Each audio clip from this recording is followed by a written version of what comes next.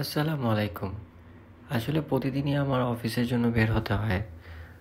অফিসে যাওয়ার পথে প্রতিদিনই আমার সামনে রমনা পার্ক দিয়েই আমার যাওয়া হয়। তো মাঝে মাঝেই আমি একটু রমনা পার্কে ওখানে থামি, একটু ভিতরে যাই। সকালবেলার পরিবেশটা রমনা পার্কে একটু অন্যরকম থাকে। আসলে আমার কাছে এই পরিবেশটা খুব ভালো লাগে। খুব নীরব, গাছপালায় ঘেরা।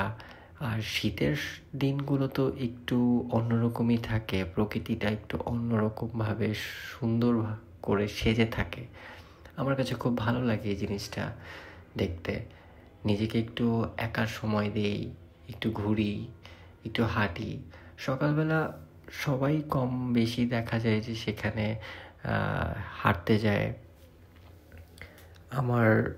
আমি দেখি, আমার কাছে এই জিনিসটা খুবই ভালো লাগে। আসলে যে যার মত তাকানো বা দেখার এমন কোনো কিছু এখানে নেই। দেখা যায় যে সকালবেলার পরিবেশটা আসলে রমনা পার্কের একটু অন্যরকম থাকে। আমার কাছে এই পরিবেশটা খুবই ভালো লাগে। আমি দিনের বেলা খুব কমই যাওয়া হয় আমার রমনা পার্কের ভিতরে, বাট আমি সকালবেলাটা যাই। সকালবেলাটার গাছপালার পাখির ডাক আমাকে খুব মুগ্ধ করে।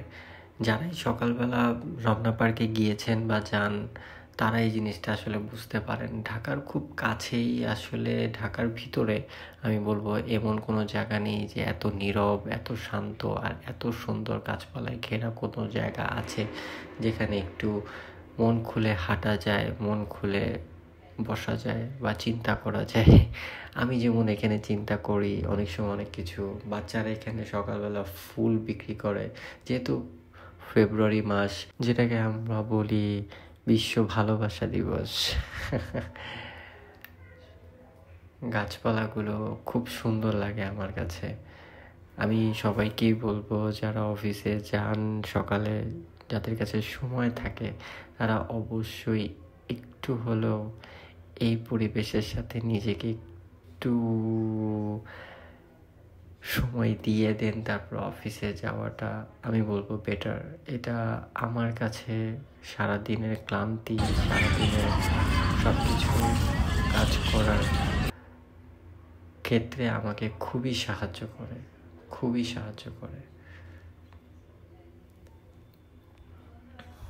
আমি হয়তোবা কথা অনেক গুছিয়ে বলতে পারি না, কিন্তু আমার যেভাবে বলতে ভালো লাগে আমি সেভাবে আসলে আমার কথা আমি বলি বা শেয়ার করি।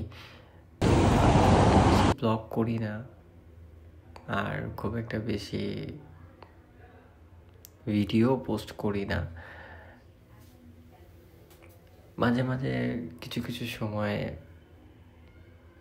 একটু ভিডিও করি।